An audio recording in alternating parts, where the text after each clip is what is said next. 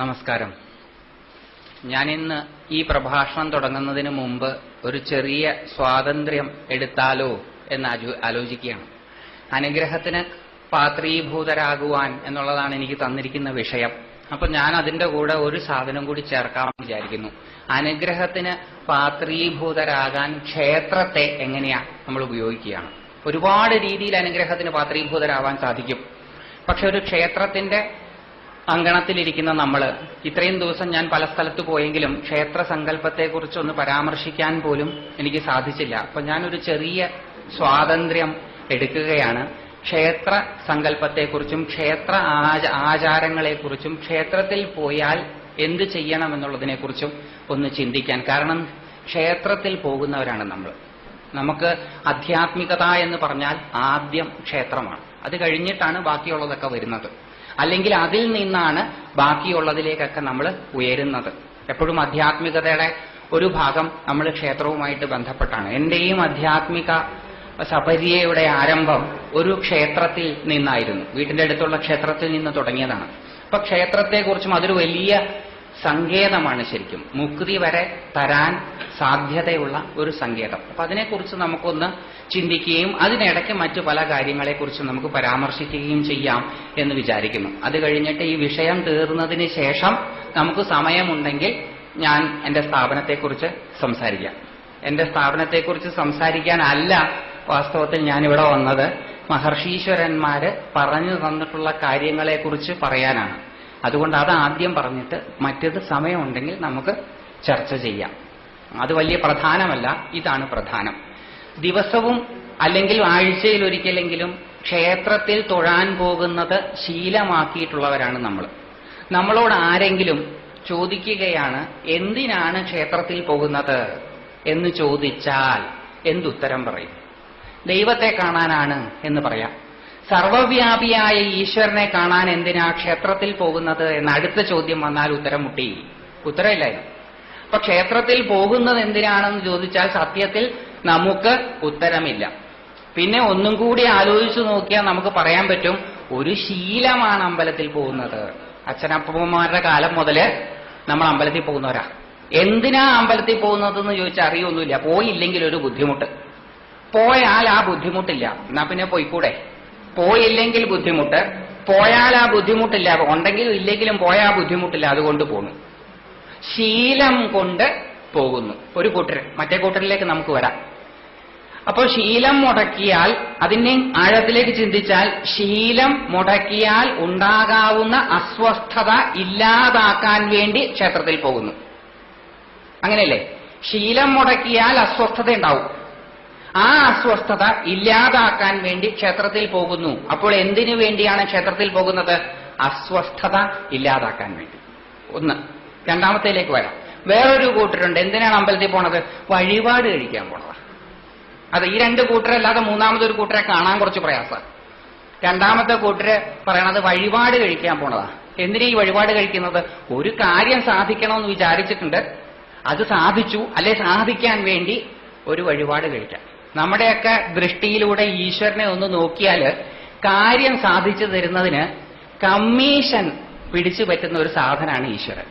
അതായത് എനിക്കൊരു കാര്യം സാധിക്കാനുണ്ട്, ഭഗവാനെ ആ കാര്യം സാധിച്ചു തരികയാണെങ്കിൽ കണ്ടീഷൻ നേരത്തെ വെക്കും, 1 ലിറ്റർ പായസം തന്നോളാം. അതൊക്കെ നേരത്തെ പറയും. കരാറ് നേരത്തെ സ്പെസിഫൈ ചെയ്തതിന് ശേഷം വേണമെങ്കിൽ എടുത്തോണം. അതാണ് നമ്മുടെ പ്രാർത്ഥന. എങ്ങനെയാണ്? ഭഗവാനെ ഒരു പട്ടും വളയും തന്നോളാം. അപ്പൊ ഭഗവാൻ അപ്പോൾ പട്ടും വളയ്ക്കും ആവശ്യമുണ്ടെങ്കിൽ നമ്മുടെ കാര്യം സാധിച്ചു തരണം. വളരെ ഡിഫൈൻഡ് ആണ്, ക്ലിയർ ആണ് ആ കാര്യത്തിലൊക്കെ. അതായത് നമ്മുടെ കാര്യം സാധിച്ചു തരുന്നതിന് കമ്മീഷൻ പറ്റുന്ന ഒരാളാണ് ഇപ്പോൾ നമ്മളെ സംബന്ധിച്ചിടത്തോളം ഈശ്വരൻ. ഇന്ന് വരെ ആരും പ്രാർത്ഥിച്ചിട്ടില്ല, ഭഗവാനെ അവിടുന്ന് എനിക്ക് ഇഷ്ടമുള്ളത് നടത്തിത്തന്നാൽ, അവിടുത്തേക്ക് ഇഷ്ടമുള്ളത് ഞാൻ ചെയ്തു തരാം എന്നൊരു ഭക്തശിരോമണിയും പ്രാർത്ഥിക്കില്ല. എന്താ കാരണം എന്നറിയോ? ഇങ്ങേരെന്താ ചോദിക്കാന്ന് നിശ്ചയമില്ലല്ലോ. അങ്ങേരെ ആവശ്യമില്ലാത്തത് വല്ലതും ചോദിച്ചാൽ നമുക്ക് ബുദ്ധിമുട്ടാവും. അപ്പൊ അതുകൊണ്ട് നേരത്തെ കണ്ടീഷൻ സ്പെസിഫൈ ചെയ്യും. 1 ലിറ്റർ പായസം, 1.5 ലിറ്റർ പാൽപ്പായസം, 2 ലിറ്റർ പായസം, അങ്ങനെ കറക്റ്റായിട്ട് കണക്ക് പറഞ്ഞിട്ടാ ഭഗവാനെ വേണമെങ്കിൽ സാധിച്ചു തന്നാൽ മതി, സാധിച്ചു തന്നാൽ ഞാൻ ഇന്നത് തരാം. അപ്പം കാര്യം സാധിച്ചു തന്ന് അതിനൊരു കമ്മീഷൻ പറ്റുന്നയാളെ ദൈവം എന്ന് വിളിക്കാൻ പറ്റുമോ? പറ്റില്ല. ബ്രോക്കറിനെ വിളിക്കാൻ പറ്റുള്ളൂ. അപ്പൊ നമ്മുടെയൊക്കെ സംസർഗം കൊണ്ട് നമ്മുടെ ഈശ്വരന്മാരെല്ലാം ബ്രോക്കർമാരായി തീർന്നിരിക്കുന്നു. ദല്ലാള് അയ്യപ്പൻ, ദല്ലാള് വിഷ്ണു, ദല്ലാള് ദുർഗ, ദല്ലാള് ഭദ്രകാളി. കേൾക്കുമ്പോൾ നിങ്ങൾക്ക് കുറച്ച് വിഷമമൊക്കെ ഉണ്ടാവും. പക്ഷെ അതാണ് സത്യം. ഒന്ന് ആലോചിച്ച് നോക്കിയാൽ അതല്ലേ സത്യം എന്ന്. ആരെങ്കിലും അല്ലാതെ പ്രാർത്ഥിച്ചിട്ടുണ്ടോ? കാര്യം സാധിച്ചു തരുന്നതിന് കമ്മീഷൻ പിടിച്ചു പറ്റുന്ന ഒരാളാക്കി മാറ്റി നമ്മൾ ഈശ്വരനെ. ഏതായാലും അതവിടെ നിൽക്കട്ടെ. ഇത് നമ്മുടെ സ്വഭാവമാണ്. ഒന്നും കൂടി നമുക്ക് ആഴത്തെ ചിന്തിക്കാം. എന്തിനായിരുന്നു വഴിപാട് കഴിക്കാൻ പോയത്? കാര്യം സാധിച്ചതിന്. കാര്യം സാധിച്ചാൽ വ്യത്യസ്തമായിട്ടുള്ള കാര്യങ്ങളാണ് നമുക്ക് എല്ലാവർക്കും ഉള്ളത്. അതിന് വ്യത്യസ്തമായിട്ടുള്ള വഴിപാടുകൾ കഴിക്കുന്നവരാണ് നമ്മൾ. ആ വ്യത്യസ്തമായിട്ടുള്ള കാര്യങ്ങൾ സാധിച്ചു കഴിഞ്ഞാൽ നമുക്കെല്ലാവർക്കും ഉണ്ടാകുന്നത് ഒരൊറ്റ അനുഭവമാണ്. അത് സുഖത്തിൻ്റെതാണ്. കാര്യം സാധിച്ചു കഴിഞ്ഞിട്ട് ആരെങ്കിലും ദുഃഖിച്ചിരിക്കുന്നത് കണ്ടിട്ടുണ്ടോ? ഞാൻ കണ്ടിട്ടില്ല. ഒരാളങ്ങനെ വളരെ ദുഃഖിച്ചിരിക്കുക. അപ്പൊ നമ്മൾ അയാളോട് ചെന്ന് ചോദിക്കുക, എന്താ ദുഃഖിച്ചിരിക്കണത്? അതോ ഒരു കാര്യം സാധിക്കാന്ന് വിചാരിച്ചു, വഴിപാട് നേർന്നു, ഭഗവാന്റെ കൃപ കൊണ്ട് സാധിച്ചു, അതിന്റെ ദുഃഖത്തിലിരിക്കുക. അങ്ങനെ ആരെയും നമ്മൾ കണ്ടിട്ടില്ല. ഞാനും കണ്ടിട്ടില്ല, നിങ്ങളും കണ്ടിട്ടില്ല. അപ്പോൾ കാര്യം സാധിച്ചു കഴിഞ്ഞാൽ നമുക്കെല്ലാവർക്കും അനുഭവവേദ്യമായിട്ടുള്ളത് എന്താണ്? സുഖം. അപ്പോൾ അമ്പലത്തിൽ പോകുന്നത് എന്തിനാണ്? സുഖം അനുഭവിക്കാൻ, അസ്വസ്ഥത ഇല്ലാതാക്കാൻ. നമ്മളിൽ നിന്ന് തന്നെയാണ് നമ്മൾ അതിന്റെ ഉത്തരം കണ്ടെത്തിയത്. ഞാൻ സ്ക്രിപ്റ്റേഴ്സിനെ ഒന്നും കൂട്ടിയതില്ല. നമ്മളുടെ തന്നെ അനുഭവങ്ങളെ ചെകഞ്ഞു നോക്കിയിട്ട് സൂക്ഷ്മമായി പരിശോധിച്ച് എത്തിച്ചേർന്ന ഒരു നിഗമനമാണ്. അതായത് നമ്മുടെ അനുഭവങ്ങളിലൂടെ നമ്മൾ എത്തിച്ചേർന്ന ഏത് അനുഭൂയതേ തത് പ്രമാണം. അപ്പൊ വേറെ പ്രമാണം ആവശ്യമല്ല. അനുഭവിക്കുന്ന ഒരു കാര്യത്തിന് വേറെ സാക്ഷികൾ ആവശ്യമല്ലാത്തത് കൊണ്ട് സുഖം കാക്ഷിച്ചിട്ടാണ്. സുഖം, സന്തോഷം, സ്വസ്ഥത, ഇതൊക്കെ പരസ്പര പര്യായവാചികളാണ്. സുഖമില്ലെങ്കിൽ സന്തോഷമില്ല, സന്തോഷമില്ലെങ്കിൽ സ്വസ്ഥതയില്ല. സുഖവും സന്തോഷവും സ്വസ്ഥതയും കാക്ഷിച്ച് നമ്മൾ പോകുന്ന ഒരു സങ്കേതമാണ് ക്ഷേത്രം. അപ്പൊ ക്ഷേത്രത്തിൽ എന്തിനാ പോകുന്നത്? ക്ഷേത്രത്തിൽ പോകുന്നത് സുഖം അനുഭവിക്കാനാണ്. എത്ര തരത്തിലുള്ള സുഖം ഉണ്ട് അതും നോക്കണം. നമ്മളെല്ലാവരും സുഖം അനുഭവിച്ചിട്ടുണ്ട്. സുഖം അനുഭവിച്ചിട്ടില്ല എന്ന് ആരും പറയണ്ട. എല്ലാവരും സുഖം അനുഭവിച്ചിട്ടുണ്ട്. നമ്മുടെ സുഖത്തിന്റെ സ്വഭാവം എന്താ? കുറച്ചു കാലം നമ്മുടെ കൂടെ നിൽക്കും, അത് കഴിഞ്ഞാൽ നഷ്ടപ്പെടും. സുഖം തരുന്നു എന്ന് നമ്മൾ വിശ്വസിക്കുന്ന വസ്തു നഷ്ടപ്പെടുന്നത് വരെയോ അല്ലെങ്കിൽ സുഖം പഴയതാകുന്നത് വരെയോ മാത്രം നമ്മൾ സുഖം അനുഭവിച്ചിട്ടുള്ളൂ. അങ്ങനെ ഇരിക്കുന്ന സമയത്ത് നമ്മളിൽ ഒരു ആഗ്രഹം സംജാതമാകുകയും അത് ചെയ്യാൻ പ്രയത്നിക്കുകയും ചെയ്തതിന് ശേഷം ലഭിക്കുന്ന സുഖം ഒരിക്കലും പഴയതാകുന്നുമില്ല, ഒരിക്കലും നഷ്ടപ്പെടുന്നുമില്ല എങ്കിൽ പുതിയ മോഹങ്ങൾ ഉണ്ടാവുമോ? ഉണ്ടാവില്ല. സന്തോഷമായിട്ട് നിൽക്കുമ്പോൾ ആഗ്രഹങ്ങളൊന്നും ഉണ്ടാവില്ല. അപ്പോൾ ആഗ്രഹങ്ങളെ ഇല്ലാതാക്കുന്ന ഒരാഗ്രഹം, ആഗ്രഹങ്ങളെ വീണ്ടും വീണ്ടും ജനിപ്പിക്കുന്ന മറ്റാഗ്രഹങ്ങൾ. അപ്പോൾ ചെറിയ ചെറിയ ആഗ്രഹവും വലിയൊരാഗ്രഹവും. വലിയ ഒരു ആഗ്രഹത്തിൽ നിന്ന് കിട്ടുന്ന സുഖം വലിയൊരു സുഖം, സ്ഥിരമായ സുഖം. ചെറിയ ചെറിയ ആഗ്രഹങ്ങളിൽ നിന്ന് കിട്ടുന്ന സുഖം, ചെറിയ സുഖം കാമം, മറ്റേത് മോക്ഷം. മോക്ഷം സ്ഥിരമായ സുഖം, കാമം അസ്ഥിരമായ സുഖം. കാമമോക്ഷങ്ങളെ ആഗ്രഹിച്ചുകൊണ്ടാണ് അറിഞ്ഞോ അറിയാതെയോ മനുഷ്യരാശി മുഴുവൻ ജീവിക്കുന്നത് എന്നുള്ളത് കൊണ്ട് മനുഷ്യരാശിയുടെ ലക്ഷ്യത്തിലേക്ക് എളുതായിട്ടെത്തിക്കാൻ മഹർഷീശ്വരന്മാരാൽ കണ്ടുപിടിക്കപ്പെട്ടിട്ടുള്ള മഹാപ്രസ്ഥാനമാണ് ക്ഷേത്രം. മനുഷ്യരാശിയുടെ, അത് ഇന്ത്യക്കാരനാകട്ടെ, അമേരിക്കക്കാരനാകട്ടെ, റഷ്യക്കാരനാകട്ടെ, ചൈനക്കാരനാകട്ടെ, ഹിന്ദു ആകട്ടെ, മുസ്ലിം ആകട്ടെ, ക്രിസ്ത്യാനിയാകട്ടെ, മനുഷ്യന്റെ ലക്ഷ്യം സുഖം അനുഭവിക്കുക എന്നുള്ളതാണ്. ശാശ്വതമായ സുഖം അനുഭവിക്കുവാൻ വേണ്ടി ലോകം വെടിഞ്ഞു പോകുന്നവർ ശാശ്വതമായ സുഖത്തേക്കാൾ നല്ലത് താൽക്കാലികമായ സുഖമാണെന്ന് വിശ്വസിച്ച് ലോകത്തെ വെടിയാത്തവർ, അങ്ങനെ രണ്ടു കൂട്ടരും സുഖം തന്നെയാണ് ആഗ്രഹിക്കുന്നത്. കാമമോക്ഷങ്ങളെ ആഗ്രഹിക്കാതെ കേന്ദ്രീകരിക്കാതെ മനുഷ്യരാശിക്ക് മുന്നോട്ടു പോകാൻ കഴിയുകയില്ല എന്നുള്ളതുകൊണ്ട് മനുഷ്യരാശിയുടെ ലക്ഷ്യത്തിലേക്ക് എത്തിക്കുവാനുള്ള എളുതായ മാർഗമാണ് ക്ഷേത്രം. അതുകൊണ്ടാണ് ക്ഷേത്രം ഏറ്റവും ആധ്യാത്മികമായിട്ടുള്ള ഒരു സ്ഥലമാണ് എന്ന് പറയുന്നത്. നമുക്ക് നോക്കാം. അതിന്റെ ഓരോന്ന് പരിശോധിച്ച് ക്ഷേത്രത്തിൽ പോകുന്നത് കൊണ്ട് മാത്രം മോക്ഷം കിട്ടുമോ എന്ന് നോക്കാം. കിട്ടിയില്ലെങ്കിൽ നമുക്ക് പോകാതിരിക്കാം. അപ്പൊ നമ്മൾ അതിലേക്ക് കടക്കാൻ പോവാണ്. യുക്തി ഉപയോഗിച്ചാണ് നമ്മൾ ചിന്തിക്കാൻ പോണത്. സുഖം അനുഭവിക്കാൻ വേണ്ടിയിട്ട് ക്ഷേത്രത്തിൽ പോവുകയാണ്. നമ്മൾ എങ്ങനെ സുഖം അനുഭവിക്കണം എന്ന് വിചാരിച്ചുകൊണ്ടിരുന്നാൽ സുഖം അനുഭവിക്കുമോ? അനുഭവിക്കില്ല. സുഖം വേണം, സുഖം വേണം, സുഖം വേണം എന്ന് പറഞ്ഞിരുന്നാൽ സുഖം ഉണ്ടാവില്ല. അപ്പൊ എന്ത് വേണം? പ്രയത്നിക്കണം. പ്രയത്നിച്ചാൽ മാത്രമേ സുഖം ലഭിക്കുകയുള്ളൂ. പ്രയത്നിച്ചുണ്ടാക്കുന്നതെന്തും പ്രയത്നം, മനുഷ്യപ്രയത്നം മൂല്യമുള്ളതാണ്. മനുഷ്യപ്രയത്നമാണ് ഒരു വസ്തുവിന് മൂല്യമുണ്ടാക്കി കൊടുക്കുന്നത് എന്ന് ആദ്യമായിട്ടൊരു പക്ഷെ പറഞ്ഞ പാശ്ചാത്യ ചിന്തകൻ കാറൽ മാർക്സ് ആയിരിക്കാം. 19-ാം നൂറ്റാണ്ടില് അദ്ദേഹം എഴുതിയ ദാസ് ക്യാപിറ്റൽ എന്ന പുസ്തകത്തിൽ മനുഷ്യപ്രയത്നമാണ് ഒരു വസ്തുവിന് മൂല്യമുണ്ടാക്കുന്നതെന്ന് അസന്ദിഗ്ധമായിട്ട് അദ്ദേഹം സ്ഥാപിച്ചിട്ടുണ്ട്. കൊടുങ്കാട്ടിൽ നിൽക്കുന്ന ഒരു തടി മനുഷ്യൻ ചെന്ന് വെട്ടിമാറ്റി അതിനെ നാട്ടിലേക്ക് കൊണ്ടുവന്ന് ഫർണിച്ചർ ആക്കുമ്പോഴാണ് അതിന് മൂല്യമുണ്ടാകുന്നത്. മനുഷ്യപ്രയത്നമാണ് മൂല്യമുണ്ടാകുന്നത് എന്ന് കാറൽ മാർക്സ് 19-ാം നൂറ്റാണ്ടിൽ പറഞ്ഞു വെക്കുന്നതിന് നൂറ്റാണ്ടുകൾക്ക് മുമ്പ്, എത്ര നൂറ്റാണ്ടുകൾക്ക് മുമ്പ് എന്ന് തിട്ടപ്പെടുത്താൻ പറ്റാത്ത അത്ര നൂറ്റാണ്ടുകൾക്ക് മുമ്പ് ഇവിടുത്തെ സാധുക്കളായ മഹർഷീശ്വരന്മാർ അരയിൽ ഒരു കോണകം മാത്രം എടുത്ത് നടന്നിരുന്ന, ഒരു ടൈയും കോട്ടും സൂട്ടും ഒന്നും കെട്ടിയിരുന്നില്ല. അവര് ചൂടത്ത് ടൈയും കോട്ടും ഒക്കെ ഇട്ട് ഞെളിഞ്ഞു നടന്നിരുന്നില്ല എന്നർത്ഥം. ഈ ചൂടത്ത് അരയിലൊരു കൗപീനം മതി സുഖമായിട്ട് ജീവിക്കാൻ എന്ന് മനസ്സിലാക്കിയവര്, മോഡേൺ സിസ്റ്റപ്രകാരം ഡ്രസ് കോഡൊന്നും അറിയാതിരുന്നവര്, അവരന്ന് പറഞ്ഞു മനുഷ്യന്റെ പ്രയത്നമാണ് മൂല്യമുള്ളത്, മനുഷ്യ പ്രയത്നമാണ് അർത്ഥസമ്പൂർണമായിട്ടുള്ളത്, മീനിങ്ഫുൾ ആയിട്ടുള്ളത്, വാല്യൂബിൾ ആയിട്ടുള്ളത് മനുഷ്യ പ്രയത്നം. അവരതിനെ അർത്ഥം എന്ന് വിളിച്ചു. പ്രയത്നത്തിലൂടെ, അർത്ഥത്തിലൂടെ കാമമോക്ഷങ്ങൾ സാധിക്കണം.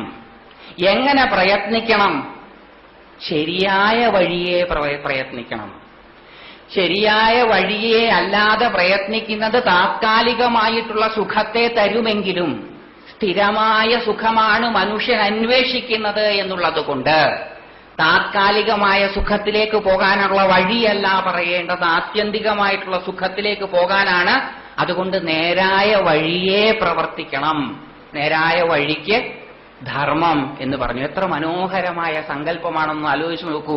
ധർമ്മത്തിലൂടെ അർത്ഥം സമ്പാദിക്കപ്പെട്ട അർത്ഥത്തിന്റെ ക്രയവിക്രയങ്ങളിലൂടെ കാമമോക്ഷങ്ങൾ സാധിപ്പിക്കുക. ഇത് തെറ്റാണെന്ന് പറയാൻ പറ്റൂ? ഈ പറഞ്ഞ രീതികളൊന്നും ശരിയല്ല എന്ന് ഏതെങ്കിലും ചിന്തകന് ഏതെങ്കിലും കാലഘട്ടത്തിൽ പറയാൻ സാധിക്കുമോ എന്നുള്ളതാണ് ഒരു ചോദ്യം. സാധിക്കില്ല. കാരണം ഇതാണ് ശരി. ഒന്ന് ആലോചിച്ച് നോക്കൂ.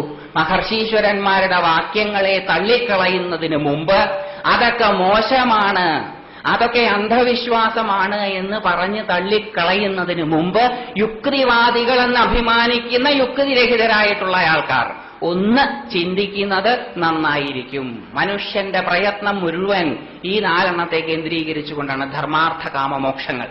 അപ്പോൾ ക്ഷേത്രത്തിലേക്ക് കാമമോക്ഷങ്ങൾക്ക് വേണ്ടി പോകുന്ന ഒരു ഉപാസകന് ശരിക്കും എങ്ങനെ ക്ഷേത്രത്തിൽ പ്രയത്നിക്കണം എന്നറിയണം. അറിഞ്ഞ് പ്രയത്നിച്ചാൽ മാത്രമേ ക്ഷേത്രമാകുന്ന പുരുഷൻ, ക്ഷേത്രപുരുഷൻ, ഈശ്വരൻ അനുഗ്രഹിക്കുകയുള്ളൂ. അപ്പൊ അനുഗ്രഹത്തിന് പാത്രീഭൂതരാകുവാനുള്ള വിഷയമായിട്ട് തന്നെ നമുക്ക് ഈ വിഷയത്തെ കണക്കാക്കാം. വ്യത്യാസം വരുന്നില്ല. അപ്പോൾ എങ്ങനെയാണ് ക്ഷേത്രത്തിൽ പോയി തൊഴുന്നത്? അതിനു മുമ്പ് ഈ ക്ഷേത്രം കൊണ്ട് എന്തെങ്കിലും കാര്യമുണ്ടോ എന്ന് നോക്കാം. ക്ഷേത്രം കൊണ്ട് കാര്യമൊന്നുമില്ലെങ്കിൽ ക്ഷേത്രത്തിൽ പോകണ്ട. അപ്പൊ നമ്മള് ക്ഷേത്രത്തിൽ പോകാൻ എപ്പോഴാണ് ആഗ്രഹിക്കുക? ജീവിതത്തിൽ വലിയ വലിയ ബുദ്ധിമുട്ടുകൾ ഉണ്ടാവുമ്പോഴാണ് നമ്മൾ പതുക്കെ ക്ഷേത്രത്തിലേക്ക് പോവുക. ജീവിതത്തിൽ ബുദ്ധിമുട്ടുകളൊന്നും ഉണ്ടാകുന്നില്ലെങ്കിൽ ദൈവം ഒന്നും വലിയ ആളല്ല. ബുദ്ധിമുട്ടുണ്ടായിക്കഴിഞ്ഞ് തന്റെ വലിയ ബുദ്ധിക്ക് തന്റെ പ്രശ്നങ്ങളൊന്നും പരിഹരിക്കാൻ സാധിക്കുകയില്ല എന്ന് മനസ്സിലാക്കി കഴിയുമ്പോൾ, തന്റെ പരിമിതികളെക്കുറിച്ച് ബോധവാനാകുമ്പോൾ അപരിമിതമായതിനെ അന്വേഷിച്ച് മനുഷ്യൻ പോകും. മനുഷ്യൻ പോയേ പറ്റൂ. ഏത് യുക്തിവാദി പോലും മുട്ടുണ്ടാകുമ്പോൾ പോകേണ്ടി വരുന്ന ഒരു സങ്കേതമാണ് ഈശ്വരന്റേത്. നമുക്ക് ബോറടിക്കുമ്പോൾ, നമുക്ക് ജീവിതത്തിൽ ബുദ്ധിമുട്ടുണ്ടാകുമ്പോൾ ഒരു മാറ്റം ആഗ്രഹിച്ച് നമ്മൾ പല സ്ഥലത്ത് പോകാറുണ്ട്. അതിലൊന്നെടുക്കാം, ഒരു സിനിമാ തിയേറ്റർ. സിനിമാ തിയേറ്ററിൽ നമ്മൾ മാറ്റം ആഗ്രഹിച്ചു പോവാണ്. ഒരു മാറ്റം ഉണ്ടായാൽ രക്ഷയുണ്ടാകുമോ എന്ന് വിചാരിച്ച് സിനിമാ തിയേറ്ററിലേക്ക് പോവാണ്. സിനിമാ തിയേറ്ററിലേക്ക് പോകാൻ തീരുമാനിച്ച് ആ തീരുമാനം നടപ്പിലാക്കാൻ ശ്രമിക്കുമ്പോൾ ചില ആചാര അനുഷ്ഠാനങ്ങൾ അനിവാര്യമാണ്. ജീവിതത്തിൽ എന്തെങ്കിലും ഒരു ലക്ഷ്യം നേടണം എന്നുദ്ദേശിച്ച് പ്രവർത്തിക്കുന്ന ഏതൊരാൾക്കും അനിവാര്യമായതാണ് അനുഷ്ഠാനവും ആചാരവും. അത് അന്ധവിശ്വാസമല്ല. നമ്മുടെ വിചാരം ആചാരങ്ങളും അനുഷ്ഠാനങ്ങളും എന്നും പറഞ്ഞാൽ ഈ ഈശ്വരീയമായ കാര്യത്തിന് മാത്രമേ ഉള്ളൂ എന്നാണ്. സ്പിരിച്വൽ ഡിസിപ്ലിനിൽ മാത്രമേ ഉള്ളൂ. ഇതൊക്കെ പഴഞ്ചൻ, മോശം. അങ്ങനെയല്ല. ഏത് ഡിസിപ്ലിനിലും ഏത് തീരുമാനമെടുത്താലും അത് നടപ്പിലാക്കണമെന്നുണ്ടെങ്കിൽ, തീരുമാനം എടുത്താൽ കുഴപ്പമൊന്നുമില്ല, നടപ്പിലാക്കണമെന്നുണ്ടെങ്കിൽ അതിനോടനുബന്ധിച്ച് വരുന്നതാണ് ആചാരങ്ങളും അനുഷ്ഠാനങ്ങളും. സിനിമാ തിയേറ്ററിൽ സിനിമ കാണാൻ പോകാൻ തീരുമാനിച്ച് ആ തീരുമാനം നടപ്പിലാക്കാൻ ശ്രമിക്കുമ്പോൾ മാറ്റ്നിയാണ് കാണേണ്ടതെങ്കിൽ ഉച്ചക്കലത്തെ ഊണിന്റെ സമയം മാറ്റേണ്ടി വരും. ഫസ്റ്റ് ഷോയാണ് കാണേണ്ടതെങ്കിൽ അതിന്റെ സമയം മാറ്റേണ്ടി വരും. അതായത് നമ്മുടെ നിത്യനിദാനത്തിൽ ഒരു വ്യതിയാനം വരുത്തിക്കൊണ്ടാണ് നമ്മൾ ലക്ഷ്യപൂർത്തീകരണത്തിന് ഇറങ്ങിച്ചിരുന്നത്. ജോലിക്ക് പോകുന്നവര് മൺഡേ ടു ഫ്രൈഡേ ഒരു രീതിയായിരിക്കും, ജോലിക്ക് പോകാത്തപ്പം വേറൊരു രീതിയായിരിക്കും. അപ്പൊ ലക്ഷ്യത്തിലേക്ക് പോകുന്ന മനുഷ്യന് ചില രീതികൾ മാറേണ്ടി വരും. ആ മാറുന്ന രീതിയാണ് ആചാരാനുഷ്ഠാനങ്ങളും. അതിലേക്ക് നമുക്ക് കടക്കാൻ സമയമില്ലാത്തതുകൊണ്ട് ഞാൻ തിരിച്ചു വിഷയത്തിലേക്ക്. അത് തന്നെ ഒരു 1.5-2 മണിക്കൂർ പറയാനുണ്ട്. അതിന്റെ പല ഭാഗങ്ങളും എടുത്ത് ആചാരാനുഷ്ഠാനങ്ങളെ. ടിക്കറ്റ് എടുക്കാനും ഒരു തപസ് അനിവാര്യമാണ്. ചുറ്റും ചൂട്, താഴേന്ന് ടാറിട്ട റോഡിലെ ചൂട്, മുകളിൽ നിന്ന് നേരെ സിമന്റിന്റെ ചൂടും. ഇങ്ങനെ പഞ്ചാഗ്നി മധ്യത്തിലെ തപസ്സാണ്. ഉന്തും തള്ളും. നമ്മുടെ നാട്ടിലൊക്കെ ആണെങ്കിൽ പോലീസുകാരുടെ ചീത്തവിളി വേറെയും. അങ്ങനെ ഇതൊക്കെ സഹിച്ച്, സഹനം തപസ്സാണ്, തപിക്കുകയാണ്, ചൂടാവുകയാണ്. ഇതെല്ലാം സഹിച്ച് ടിക്കറ്റ് എടുക്കാൻ പോവാണ്. ആദ്യത്തെ ദിവസമാണേ. അപ്പം വേറെ ആർക്ക് ടിക്കറ്റ് കിട്ടിയില്ലേലും കുഴപ്പമില്ല, എനിക്ക് കിട്ടണേ. അപ്പൊ ഞാൻ ഇടയ്ക്കിടയ്ക്ക് പെരുവിരയിലെ പൊന്നി നിന്ന് നോക്കും. എന്താ കാര്യം? ടിക്കറ്റ് തീരാറായോ എന്നാ നോക്കണേ. ടിക്കറ്റ് തീരാറായി എന്ന് തോന്നിയാൽ ഭഗവാനെ അയ്യപ്പസ്വാമി അനുഗ്രഹിക്കണേ, ഒരു ടിക്കറ്റ് എനിക്ക് കിട്ടണേ. വേറെ ആർക്ക് കിട്ടിയില്ലേലും കുഴപ്പമില്ല, എനിക്ക് കിട്ടണേ. ആദ്യം വല്ലാണ്ട് കൂടിയാലോ പെരുമ്പരലിലൊന്ന് പൊങ്ങി നിന്നിട്ട് പറയും, ഭഗവാനെ ഒരു പായസം കഴിച്ചോളാം ടിക്കറ്റ് കിട്ടാനേ. ടിക്കറ്റ് കിട്ടാൻ പോലും പായസം കഴിക്കുന്നവരാണ് നമ്മൾ. അപ്പൊ പായസം കഴിച്ചോ. അങ്ങനെ ഭഗവാന്റെ അനുഗ്രഹം കൊണ്ട്, പായസത്തിൽ കൊതിമൂത്ത അയ്യപ്പന്റെ അനുഗ്രഹം കൊണ്ട് നമുക്കൊരു ടിക്കറ്റ് കിട്ടി. പായസം കൊടുക്കലുണ്ടാവില്ല, മറന്നുപോകും. അങ്ങനെ ആ ടിക്കറ്റും കൊണ്ട് സിനിമാ തിയേറ്ററിൽ കയറുകയാണ്. 1.5 മണിക്കൂർ നേരം കണ്ണു തുറന്നിരുന്ന് സിനിമ കാണുക. സിനിമ കണ്ട് പുറത്തേക്ക് ഇറങ്ങുന്ന നമ്മുടെ ചിത്രം അവിടെ ഇരിക്കട്ടെ, നമുക്ക് തിരിച്ചു വരാം അതിലേക്ക്. രണ്ടാമത് ഇതേപോലെ വല്ലാതെ ബുദ്ധിമുട്ടുണ്ടാവുമ്പോ ഏതെങ്കിലും ഒരു അമ്പലത്തിൽ പോയി ഒരു മാറ്റത്തിന് വേണ്ടി തൊഴാം എന്ന് തീരുമാനിക്കുകയാണ്. അടുത്തുള്ള അമ്പലങ്ങളിലൊന്നും പോയാൽ ഒരു സുഖമില്ല, ദൂരെയുള്ള അമ്പലത്തിൽ പോകണം. അപ്പൊ ഗുരുവായൂരേക്ക് വെച്ച് പിടിച്ചു. പട പേടിച്ച് പന്തളത്ത് ചെന്നപ്പോ പന്തവും കൊളുത്തി പടാന്ന് പറഞ്ഞ പോലെയാണ്. സിനിമാ തിയേറ്ററിനേക്കാൾ വലിയ ക്യൂ ആണ് ഗുരുവായൂർ അമ്പലത്തിന്റെ മുമ്പിൽ. അവിടെ നിൽക്കണം. പഞ്ചാഗ്നി മധ്യത്തിലെ തപസ്. അവിടെ പോയി നിൽക്കണമെങ്കിലും നിത്യനിദാനത്തിൽ മാറ്റം വരുത്തണം. ആചാര അനുഷ്ഠാനങ്ങളോടുകൂടി അല്ലാതെ ക്ഷേത്രത്തിലും ദർശനം നടത്താൻ പറ്റില്ല. അതായത് നിത്യനിദാനങ്ങളിൽ മാറ്റം വരുത്താതെ മനുഷ്യന് ഒരു തീരുമാനവും നടപ്പിലാക്കാൻ സാധിക്കുകയില്ല. അപ്പോൾ ആചാര അനുഷ്ഠാനങ്ങൾ ആർക്കാണ് അനിവാര്യമായിട്ടുള്ളത്? ജീവിത ലക്ഷ്യത്തിൽ എത്തണമെന്ന് ആഗ്രഹിക്കുന്ന ആൾക്കാർക്ക്. ജീവിത ലക്ഷ്യത്തിൽ എത്തണമെന്ന് ഈ നാട്ടിലെ മനീഷികൾ ആഗ്രഹിച്ചിരുന്നു. നമ്മളും എത്തണമെന്ന് അവർക്ക് ആഗ്രഹമുണ്ടായിരുന്നു. അവർ നമ്മളോട് പറഞ്ഞു ആചാരങ്ങളും അനുഷ്ഠാനങ്ങളും അനുസരിച്ച് ജീവിക്കണം എന്ന്. നമുക്കിപ്പോ ഇതൊന്നും വേണ്ട എന്ന് അവർക്കറിയില്ലായിരുന്നു. അറിയുമായിരുന്നുവെങ്കിൽ, ഇംഗ്ലീഷിൽ പറഞ്ഞാൽ മാത്രമേ നമ്മൾ ഉണ്ടായിരുന്നുള്ളെങ്കിൽ അവർ ഇംഗ്ലീഷിൽ പറഞ്ഞതിന് റുട്ടീൻ ചേഞ്ച് വേണം, എന്നാലേ ലക്ഷ്യത്തിലെത്തുള്ളൂ. വലിയ സന്തോഷമായി. റൂട്ടീൻ ചേഞ്ച് എന്നൊക്കെ കേൾക്കപ്പോ വലിയ സന്തോഷമായി. ആചാരം അനുഷ്ഠാനം കമോശം. ഇത് നമ്മുടെ ഉള്ളിലെ ചില അബദ്ധമായിട്ടുള്ള ധാരണകളുടെ പരിണത ഫലമാണത്. ആ ആചാരാനുഷ്ഠാനങ്ങളോടുകൂടി പഞ്ചാഗ്നി മധ്യത്തിലെ തപസ്സനുഷ്ഠിച്ചുകൊണ്ട് ക്ഷേത്രത്തിന്റെ നടക്കിൽ ക്യൂ നിൽക്കുകയാണ്. അവിടെയും സ്വഭാവം മാറുന്നൊന്നുമില്ല. ഇടയ്ക്കിടയ്ക്ക് പെരുവരിലെ പൊന്നി നോക്കും. ഭഗവാനെ നട അടയ്ക്കുന്നതിന് മുമ്പ് ഒന്ന് കാണാൻ പറ്റണേ. വേറെ ആർക്ക് കണ്ടില്ലേലും എനിക്ക് കുഴപ്പമൊന്നുമില്ല, എനിക്ക് കാണാൻ പറ്റണേ. ആദ്യം മൂത്ത ഭഗവാനെ ഒരു പഞ്ചാര പായസം കഴിച്ചോളാം, 10 രൂപയുടെ 15 രൂപയുടെയോ കയ്യിലെ കാശനുസരിച്ചിട്ട്. നമ്മൾ കൊടുക്കുന്ന പഞ്ചാര പായസത്തിൽ ആർത്തി മൂർത്ത് ഗുരുവായൂരപ്പന്റെ അനുഗ്രഹം കൊണ്ട് നമുക്ക് ദർശനം കിട്ടുകയാണ്. നമ്മൾ എന്തായിരിക്കും? നമ്മൾ അകത്തോട്ട് കടന്നു. വളരെ ആകാംക്ഷാഭരിതരായിട്ടാണ് ക്ഷേത്രത്തിലേക്ക് പോകുന്നത്. നമ്മൾ ആ ക്ഷേത്രത്തിന്റെ മുമ്പിൽ ചെന്ന് നിൽക്കുകയാണ്. നമ്മൾ വലിയ VVIPകളൊന്നുമല്ല. അപ്പോൾ ഒരു സെക്കൻഡ് നേരം, 1 മിനിറ്റ് നേരമൊക്കെ നിൽക്കാൻ പറ്റിയാൽ മഹാഭാഗ്യം. അപ്പോഴത്തേക്കും പോകാൻ പറയും. പൗരബോധമുള്ളവരായതുകൊണ്ട് പോവുകയും ചെയ്യും. അവിടെ ചെന്ന് നിന്നാൽ ആദ്യം ചെയ്യുന്ന കാര്യം എന്താ? അറിഞ്ഞോ അറിയാതെയോ? ആരും പഠിപ്പിച്ചിട്ടില്ല. അമ്പലത്തിൽ പോയാൽ എന്താ ചെയ്യേണ്ടതെന്ന് അറിയാതെ അവിടെ ചെന്ന് നിന്ന ഭഗവാനേന്ന് പറഞ്ഞങ്ങ് കണ്ണടയ്ക്കും. ആരും പറഞ്ഞിട്ടില്ല. ഭഗവത് ദർശനത്തിന് ക്ഷേത്രത്തിൽ പോവാണ്. ദർശനം എന്ന് പറഞ്ഞാൽ കണ്ണു തുറന്ന് കാണുന്നതിനെയാണ് പറയുന്നത്.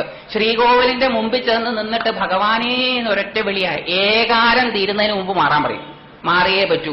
അപ്പൊ ഒരു സാധാരണക്കാരൻ വളരെ അപൂർവമായിട്ട് മാത്രമേ ഈ ഗുരുവായൂരപ്പന്റെ സാക്ഷാൽ ബിംബം കണ്ടിട്ടുണ്ടാവുള്ളൂ. അപ്പൊ നമ്മുടെയൊക്കെ മനസ്സിൽ ഗുരുവായൂരപ്പ എന്ന് വിളിക്കുമ്പം സീരിയലിലെ ഗുരുവായൂരപ്പനോ പഴയ ഗുരുവായൂരപ്പൻ സിനിമയിലെ ഗുരുവായൂരപ്പനോ വരിക, അല്ലെങ്കിൽ ആ പടത്തിലെ ഗുരുവായൂരപ്പനെ വരിക. ഒറിജിനൽ ഗുരുവായൂരപ്പനെ നമ്മൾ കണ്ടിട്ടേന്നില്ല, കാണാൻ പറ്റില്ലല്ലോ. കണ്ണടക്കിയല്ലേ അവിടെ പോയിട്ട്, കണ്ണങ്ങോട്ട് അടച്ച് പുറത്തോട്ടിറങ്ങുക. ചിത്രം 2. ചിത്രം 1 ചിത്രം 2 ക്ഷേത്ര ദർശനവും സിനിമാ ദർശനവും രണ്ടും ദർശനം തന്നെയാണ്. കഴിഞ്ഞിറങ്ങിയ നമ്മളോട് ഒരു ചാനലുകാരൻ ഇന്റർവ്യൂവിന് വരികയാണ്. എന്നിട്ട് ചോദിക്കുകയാണ്, എങ്ങനെയുണ്ടായിരുന്നു സിനിമ? ഒന്നിനെക്കുറിച്ചും ഒന്നും അറിയില്ലെങ്കിലും എല്ലാത്തിനെക്കുറിച്ചും എല്ലാം അറിയാമെന്ന പോലെ അഭിപ്രായം പറയുന്ന ഒരു വിഭാഗം ജനതയുണ്ട് ലോകത്ത്, മലയാളികള്. ബാക്കിയുള്ളവർക്കൊക്കെ അറിയില്ലെങ്കിൽ അറിയേല എന്ന് പറയും. പക്ഷെ മലയാളി അറിയില്ല എന്ന് പറയേല. ഒന്നും അറിയില്ലെങ്കിലാണ് അവൻ ഏറ്റവും കൂടുതൽ സംസാരിക്കുക. സംസാരത്തിന്റെ കുറവനുസരിച്ച് അറിവിന്റെ ആക്കം മനസ്സിലാക്കിക്കൊള്ളണം. ഒന്നും അറിയില്ല, സിനിമയെ പറ്റി ഒരു കാര്യവും അറിയില്ലെങ്കിലും സിനിമയെ പറ്റിയിട്ടൊരു നിരൂപണം അട്ടിക്കും. ഗംഭീരായിരുന്നു, ആ നടി പോരായിരുന്നു, പാട്ടുകളൊക്കെ കുറച്ചുകൂടെ നന്നാവായിരുന്നു, അതിനൊന്നും അർത്ഥമില്ല, അങ്ങനെ ഒരു അഭിപ്രായമൊക്കെ പറഞ്ഞിട്ട് തരക്കേടില്ലായിരുന്നു. ഒന്നും നന്നായി എന്ന് നമ്മൾ പറയില്ലല്ലോ, എല്ലാം തരക്കേടില്ലായിരുന്നു. കുഴപ്പമില്ല, തരക്കേടില്ല, അങ്ങനെ അഭിപ്രായം പറഞ്ഞപ്പോ സിനിമ ഇന്റർവ്യൂകാരൻ ചോദിക്കുകയാണ്, ഈ സിനിമ ഇതേ ബുദ്ധിമുട്ടുകൾ സഹിച്ച് ഒരു പ്രാവശ്യം കൂടി കാണാൻ നിങ്ങൾ തയ്യാറാണോ എന്ന് ചോദിച്ചാൽ നമ്മളിൽ എത്ര പേര് അതിന് തയ്യാറാവും? അത് പിന്നെ ടി വിയിൽ വരുമ്പോഴോ അല്ലെങ്കിൽ CD എടുത്തിട്ടോ കണ്ടോളാം. ഗുരുവായൂർ അമ്പലത്തിൽ പോയി പുറത്തിറങ്ങിയ നമ്മളോട് ചോദിക്കുകയാണ്, എങ്ങനെയുണ്ടായിരുന്നു ദർശനം? ദർശനം എന്ന് പറഞ്ഞാൽ കണ്ണു തുറന്നിരുന്ന് കാണുന്നതിനെയാണ്. ശ്രീകോവിലിന്റെ മുമ്പിൽ ചെന്നപ്പോ കണ്ണടക്കിയാണ് ചെയ്തത്. അവിടെ ചെന്നിട്ട് പറയുകയാണ്, ചോദിക്കുകയാണ്, എങ്ങനെയുണ്ടായിരുന്നു ദർശനം? ഒട്ടും സംശയമില്ല നമുക്ക് പറയാൻ, ഗംഭീരമായിരുന്നു ദർശനം. ഇതേപോലത്തെ ബുദ്ധിമുട്ടുകൾ സഹിച്ച് ഒരു പ്രാവശ്യം കൂടി ഗുരുവായൂർ വരാൻ തരായാ വരുമോ? ഒരു പ്രാവശ്യമല്ല, ഇതേ ബുദ്ധിമുട്ടുകളല്ല, ഇതിലും ബുദ്ധിമുട്ടുകൾ സഹിച്ച് 1000 പ്രാവശ്യം ഇവിടെ വരാനുള്ള ഭാഗ്യമുണ്ടാകണേ ഗുരുവായൂരപ്പ എന്ന് പ്രാർത്ഥിക്കുന്നവരാണ് നമ്മൾ. നമ്മൾ രണ്ടിടത്തും പോയിട്ടുണ്ട്, സിനിമാ തിയേറ്ററിലും പോയിട്ടുണ്ട്, ഗുരുവായൂർ അമ്പലത്തിലും പോയിട്ടുണ്ട്. കണ്ണു തുറന്നും ദർശനം ഉണ്ടായിട്ടുണ്ട്, കണ്ണടച്ചും ദർശനം ഉണ്ടായിട്ടുണ്ട്. കണ്ണടച്ചിട്ടുള്ള ദർശനത്തിന് വേണ്ടി വീണ്ടും വീണ്ടും ഗുരുവായൂർ മുതലായ അമ്പലങ്ങളിൽ മണിക്കൂറുകളോളം ആചാരാനുഷ്ഠാനത്തോടുകൂടി ക്യൂ നിൽക്കാൻ തയ്യാറായിട്ടുള്ള നമുക്ക് അനുഭവം കൊണ്ടറിയാം. സിനിമാ തിയേറ്ററിനകത്തൂടെ കയറി ഇറങ്ങുമ്പോൾ ഉണ്ടാകുന്ന അനുഭവമല്ല ക്ഷേത്രത്തിനകത്തൂടെ കയറി ഇറങ്ങുമ്പോൾ ഉണ്ടാകുന്നത്. രണ്ടും ഭൂമിക്ക് മുകളിൽ കല്ലും മണ്ണും മരങ്ങളും കൊണ്ട് കെട്ടിപ്പടുത്തുയർത്തിയ കെട്ടിടങ്ങളാണെങ്കിലും രണ്ടിലൂടെയും കടന്നിറങ്ങുന്ന മനുഷ്യന്റെ മനസ്സിൽ ആ കെട്ടിടങ്ങൾ ഉണ്ടാക്കുന്ന ആക്കത്തിന് വ്യത്യാസമുണ്ട് എന്ന് അനുഭവം കൊണ്ട് തിരിച്ചറിഞ്ഞതാണ് നമ്മൾ. നമുക്ക് വേറെ പ്രമാണമൊന്നും ആവശ്യമല്ല ക്ഷേത്രങ്ങൾ സമാധാനം തരും എന്ന് സ്ഥാപിക്കാൻ. ക്ഷേത്രങ്ങൾ സമാധാനം തരും എന്ന് സ്ഥാപിക്കാൻ അനുഭവം ഉള്ളവരാണ് നമ്മൾ. അപ്പോൾ ഈ അനുഭവമുണ്ട് എന്നുള്ളത് കൊണ്ട് ക്ഷേത്രത്തിന്റെ പിന്നിലെ ശാസ്ത്രത്തിലേക്കൊന്ന് പോവുകയാണ്. ഇതെന്താ ഇങ്ങനെ? എന്താ ഈ ക്ഷേത്രത്തിൽ പോയി വരുമ്പോൾ നമുക്ക് ഇങ്ങനെ ഒരു അനുഭവം ഉണ്ടാക്കുന്നത്? ചിന്തിക്കുന്നവരല്ലെങ്കിലും ചിന്തിക്കുന്നവരെന്ന് വിശ്വസിക്കാൻ നമ്മൾ ആഗ്രഹിക്കുന്നത്. നമുക്ക് വലിയ ചിന്തയൊന്നുമില്ല, നമ്മുടെ വിചാരം മഹാചിന്തകന്മാരാണെന്നാണ്. വലിയ ചിന്തയൊന്നുമില്ല. എങ്ങനെ ഇത്ര ഉറപ്പിച്ച് പറയണേ? പ്രതികരിക്കേണ്ടുന്ന സാഹചര്യങ്ങൾ ജീവിതത്തിൽ വരുമ്പോൾ തൻ കാര്യം മാത്രം നോക്കി പ്രതികരിക്കാതെ പോകുന്നു ഞാനും നിങ്ങളുമടക്കമുള്ള നമ്മുടെ സമൂഹം എന്നുള്ളതുകൊണ്ട് ചിന്തിക്കുന്നവരെന്ന് അഭിമാനിക്കാൻ ആഗ്രഹിക്കുന്നു, ചിന്തിക്കുന്നില്ല. അപ്പോൾ സുഖിപ്പിക്കാൻ വേണ്ടി പറഞ്ഞതാണ് ചിന്തിക്കുന്നവർ. ചിന്തിക്കുന്നവർ അങ്ങനെ ആലോചിക്കുക. അപ്പൊ എന്താണ് അമ്പലത്തിന്റെ പ്രത്യേകത? രണ്ടും കല്ലും മണ്ണും മരങ്ങളുമാണ്. പക്ഷെ അമ്പലത്തിൽ പോകുമ്പോൾ ഒരു പ്രത്യേകത, സിനിമാ തിയേറ്ററിൽ പോകുമ്പോൾ വേറൊരു അനുഭവം. അതെന്താണെന്ന് നോക്കാൻ പോവാണ്. ഈ ക്ഷേത്രം ഉണ്ടാകുന്നതിന് മുമ്പ് ഈ ഭൂമിക്ക് മുകളിൽ ഇപ്പോഴും അപ്പോഴും ഒരു വസ്തു വ്യാപിച്ചു കിടപ്പുണ്ട്. അത് ഭൂമിയുടെ കാന്തിക മേഖലയാണ്. ഭൂമി ഒരു വലിയ കാന്തമായതുകൊണ്ട്, സ്കൂളിൽ പഠിച്ചിട്ടുള്ളതാണ് നമ്മളതെല്ലാം, വലിയ കാന്തത്തിനൊരു വലിയ മാഗ്നറ്റിക് ഫീൽഡുണ്ട്. ഈ മാഗ്നറ്റിക് ഫീൽഡിനെ തളം കെട്ടി നിർത്തി അധ്യാത്മവത്കരിക്കാമെന്ന് മഹർഷീശ്വരന്മാര് ഉൾക്കണ്ണുകൊണ്ട് കണ്ടറിഞ്ഞു. അപ്പൊ ഈ മഹർഷീശ്വരന്മാര് കണ്ടറിഞ്ഞു, സായിപ്പ് കണ്ടറിഞ്ഞു എന്ന് പറഞ്ഞ കാര്യം ഉണ്ടായിരുന്നു. ആൽബർട്ട് ഐൻസ്റ്റൈൻ കണ്ടുപിടിച്ചതാണെന്ന് പറഞ്ഞാൽ വലിയ സംശയമൊന്നുമില്ല, ഇറ്റ് ഈസ് ഓക്കെ. മഹർഷിമാര് കണ്ടുപിടിച്ചതാണെന്ന് പറഞ്ഞാൽ ഒന്ന് ചോദ്യം ചെയ്തേ പറ്റുള്ളൂ. കാരണം മഹർഷിമാര് കള്ളന്മാരാണെന്ന് നമുക്കൊരു ധാരണ അറിയാതെ കൂടിയിട്ടുണ്ട്. എങ്ങനെയാ അത് കൂടിയതെന്ന് എനിക്ക് മനസ്സിലാവുന്നില്ല. അപ്പൊ മഹർഷീശ്വരന്മാരുടെ ഉൾക്കണ്ണുകൊണ്ട് കണ്ടറിഞ്ഞു എന്നൊക്കെ പറഞ്ഞാൽ ശാസ്ത്രത്തിന്റെ ലോകത്ത് ജീവിക്കുന്ന നമുക്കതൊന്നും അത്ര അംഗീകരിക്കാൻ പറ്റില്ല. അംഗീകരിക്കാൻ പറ്റാത്തവർക്ക് വിവരമില്ല എന്നാണ് എന്റെ അഭിപ്രായം. ശാസ്ത്രത്തിന്റെ വഴികളെക്കുറിച്ച് അറിയാൻ വയ്യാത്തത് കൊണ്ടാണ് ഉൾവിളിയിൽ നിന്നുണർന്നു വരുന്ന അറിവുകളെ തഴുകാൻ നമ്മൾ മടിക്കുന്നത്. കാരണം ശാസ്ത്രജ്ഞന്മാരുടെ, ആധുനിക ശാസ്ത്രജ്ഞന്മാരുടെ ജീവചരിത്രങ്ങൾ പരിശോധിച്ചു നോക്കിയാൽ ഇതൊന്നും സ്കൂളുകളിൽ പഠിപ്പിക്കാറില്ല. അതുകൊണ്ട് ഇവരുടെ ആരുടെയും ഒന്നും നമുക്കറിയില്ല. വായിച്ചു നോക്കുകയാണെങ്കിൽ ലോകത്ത് ഇന്നുവരെയുള്ള എല്ലാ ആധുനിക കണ്ടുപിടുത്തങ്ങളും ഉൾവിളിയുടെ കണ്ടുപിടുത്തങ്ങളാണ്, ബുദ്ധിയുടെ കണ്ടുപിടുത്തങ്ങളല്ല. നിങ്ങൾ ശാസ്ത്രജ്ഞന്മാരുടെ ജീവിതം പരിശോധിച്ചു നോക്കാവുന്നതാണ്. ഒരൊറ്റ കണ്ടുപിടുത്തം പോലും ബുദ്ധിയുടെ കണ്ടുപിടുത്തമല്ല. എല്ലാ കണ്ടുപിടുത്തവും ആക്സിഡന്റൽ എന്നാണ് അവർ വിളിക്കുന്നത്. ഉൾവിളിയുടെ കണ്ടുപിടുത്തങ്ങളാണ്. ഉറങ്ങിക്കിടക്കുമ്പോഴാണ് കെക്യുലെ എന്ന മഹാശാസ്ത്രജ്ഞന് ബെൻസീൻ എന്ന കോമ്പൗണ്ടിന്റെ സ്ട്രക്ചർ പിടികിട്ടുന്നത്. ആ ബെൻസീൻ എന്ന കോമ്പൗണ്ടിന്റെ സ്ട്രക്ചർ അന്ന് പിടികിട്ടിയത് കൊണ്ടാണ് മെഡിക്കൽ സയൻസ് ഇന്ന് ഇത്രയും മുന്നിട്ട് വന്നത്. ഉറങ്ങിക്കിടക്കുമ്പോൾ സ്വപ്നം കണ്ടു. ആൽബർട്ട് ഐൻസ്റ്റൈൻ റിലേറ്റിവിറ്റി തിയറിയെക്കുറിച്ച് ചിന്തിക്കാൻ കാരണം ഒരു പ്രാവശ്യം ട്രെയിൻ യാത്ര നടത്തുമ്പോൾ വലത്ത് കണ്ടിരുന്ന സ്ഥലങ്ങളെല്ലാം തിരിച്ചു വന്നപ്പം ഇടതുഭാഗത്തായി. അപ്പോൾ യഥാർത്ഥത്തിൽ വലത്തേതാണ് ഇടത്തേതാണെന്ന് അദ്ദേഹം ചിന്തിക്കാൻ തുടങ്ങി. അങ്ങനെ ഓരോ ശാസ്ത്രജ്ഞന്മാരും, ആധുനിക ശാസ്ത്രജ്ഞന്മാർ പോലും ഉൾവിളിയിൽ നിന്നാണ് കണ്ടുപിടുത്തങ്ങൾ കണ്ടുപിടിക്കുന്നത്. അവരുടെ ഉൾവിളിയിലേക്കുള്ള ഗതി എങ്ങനെയാണ്? ആധുനിക ശാസ്ത്രജ്ഞന്മാർക്ക് അബദ്ധത്തിൽ മാത്രമേ ഉൾവിളിയുടെ തലത്തിലെത്താൻ സാധിക്കുകയുള്ളൂ. മഹർഷീശ്വരന്മാർക്കോ യഥേഷ്ടം ഉൾവിളിയുടെ തലത്തിൽ പോകാനും ഇറങ്ങി വരാനും സാധിക്കും. ഉൾവിളിയുടെ തലത്തിലേക്ക് യഥേഷ്ടം കയറി ഇറങ്ങാൻ സാധിക്കുന്ന മഹർഷീശ്വരന്മാരാണോ, അതോ അബദ്ധത്തിൽ മാത്രം ഉൾവിളിയുടെ തലത്തിലേക്ക് കയറാൻ സാധ്യത ലഭിക്കുന്ന ആധുനിക ശാസ്ത്രജ്ഞന്മാരാണോ വലിയ ശാസ്ത്രജ്ഞന്മാര്? എനിക്കതിൽ സംശയമില്ല. മഹർഷീശ്വരന്മാര് തന്നെയാണ് മഹാശാസ്ത്രജ്ഞന്മാര്. നിങ്ങൾക്ക് ഇഷ്ടമുള്ളത് നിങ്ങൾക്ക് തീരുമാനിക്കാം. ഞാൻ എന്റെ അഭിപ്രായം പറഞ്ഞു എന്നേ ഉള്ളൂ. അപ്പോൾ മഹാശാസ്ത്രജ്ഞന്മാരുടെ ഉൾവിളിയിൽ നിന്ന്, ഉൾക്കണ്ണിൽ അവർ കണ്ടറിഞ്ഞു, ഭൂമിക്ക് മുകളിലൂടെ ഒഴുകുന്ന കാന്തിക ഊർജത്തെ തളം കെട്ടി നിർത്തി അധ്യാത്മവത്കരിച്ചാൽ മനുഷ്യരാശിക്ക് സമാധാനം ഉണ്ടാകാൻ സഹായകമാകും. അപ്പൊ നമ്മുടെ അടുത്ത ചോദ്യം, ഈ സർവവ്യാപിയെ എങ്ങനെയാ നിങ്ങൾ തളം കെട്ടി നിർത്തുക? വീട്ടിൽ കുളവും കിണറും ഒക്കെ കുഴിച്ചിട്ടുണ്ടോ? ഉണ്ട്. സർവവ്യാപിയല്ലേ ഭൂമിക്കടിയിലൂടെ വെള്ളം? ജിയോഗ്രഫിയിൽ പഠിച്ചിട്ടില്ലേ ഈ എർത്ത് ടേബിൾ കഴിഞ്ഞാൽ പിന്നെ ഈ ക്രസ്റ്റിന്റെ താഴെയുള്ളത് വാട്ടർ ടേബിൾ ആണ് എന്ന്? ഭൂമിക്കടിയിലൂടെ സർവവ്യാപിയായി ഒഴുകുന്ന വെള്ളത്തിന്റെ സർവവ്യാപിത്വം നമ്മുടെ വീടുകളിലും കിണറുകളും കുളങ്ങളും ഉണ്ടാക്കിയാൽ ഇല്ലാതെയായിട്ടുണ്ടോ? കുഴൽക്കിണറൊക്കെ വരുന്നതിന് മുമ്പത്തെ കാര്യം പറയണം. കുഴൽക്കിണർ വരുമ്പോഴും സർവവ്യാപിത്വം കുറയുന്നില്ല, ക്വാണ്ടിറ്റി കുറയുന്നു. അപ്പോൾ സർവവ്യാപിത്വം തളം കെട്ടി നിർത്തിയാൽ ഇല്ലാതെ ആകില്ല. ഫാൻ ഇട്ടിട്ടുണ്ട് ഇവിടെ പല സ്ഥലത്തും. ഈ മുറിയിലെ വായുവിന്റെ സാന്ദ്രത ഈ ഫാനിന്റെ താഴെ കൂടുതലായിരിക്കും. അതുകൊണ്ട് പുറകിൽ നിന്ന് ആരെങ്കിലും എഴുന്നേറ്റെന്ന് പറയുമോ, ഒന്ന് ഫാൻ ഓഫാക്കുമോ, എനിക്ക് ശ്വാസം മുട്ടുന്നു എന്ന് പറയുകയില്ല. സർവവ്യാപിത്വത്തെ ഇല്ലാതെയാക്കാതെ അതിനെ തളം കെട്ടി നിർത്താൻ സാധിക്കും. ഫിസിക്സിലും അങ്ങനെ ഒരു സാധനമുണ്ട്, ഹോളോഗ്രാം എന്നാ പറയാ. അതായത് ഒരു ഹോളോഗ്രാം പടത്തിന്റെ ഒരു ഭാഗം പൊട്ടിച്ചെടുത്ത് അത് വികസിപ്പിച്ചാൽ അതിൽ മുഴുവൻ ചിത്രവും കാണാൻ സാധിക്കും. അതായത് ഒരു ഭാഗത്തിനകത്ത് മുഴുവനും, the whole in the part, ഹോളോഗ്രാമിൽ കാണാം. അപ്പോൾ അതിന്റെ സർവവ്യാപിത്വത്തിന് ഒരു കോട്ടവും തട്ടുന്നില്ല ഈ തളം കെട്ടി നിർത്തുന്നത് കൊണ്ട്. ഈ തളം കെട്ടി നിർത്തുന്നത് എങ്ങനെയാ? അപ്പൊ അടുത്ത ചോദ്യം വരും, ഞങ്ങൾക്ക് എവിടെ വേണേലും സിനിമാ തിയേറ്റർ പണിയാം, നിങ്ങൾ എവിടെ വേണേലും അമ്പലം പണിയോ? ഇല്ല, ഞങ്ങൾ എവിടെ വേണേലും അമ്പലം പണിയില്ല. എന്താ കാരണം? ഭൂമിക്കടിയിലൂടെ വെള്ളം ഒഴുകുന്നുണ്ടെന്ന് എല്ലാവർക്കും അറിയാം. എവിടെ വേണമെങ്കിലും കുഴിച്ചാൽ കിണറുണ്ടാവണം, വെള്ളം കിട്ടണം. എന്താ എവിടെ വേണമെങ്കിലും കുഴിക്കാതെ ചില പ്രത്യേക സ്ഥാനത്ത് മാത്രം കുഴിക്കണേ? ചില പ്രത്യേക സ്ഥാനത്ത് കുഴിച്ചാൽ കിട്ടുന്ന വെള്ളം മാത്രമേ മനുഷ്യന് ഉപയോഗപ്രദമാകുകയുള്ളൂ. ബോർവെൽ കുഴിച്ചിട്ടുള്ളവർക്ക് അറിയാം, എവിടെയെങ്കിലും കുഴിച്ചാൽ വെള്ളം കിട്ടും, പക്ഷെ ഉപയോഗിക്കാൻ പറ്റില്ല. മനുഷ്യന് ഉപയോഗപ്രദമാകണമെങ്കിൽ ചില പ്രത്യേക സ്ഥലത്ത് കുഴിക്കണം.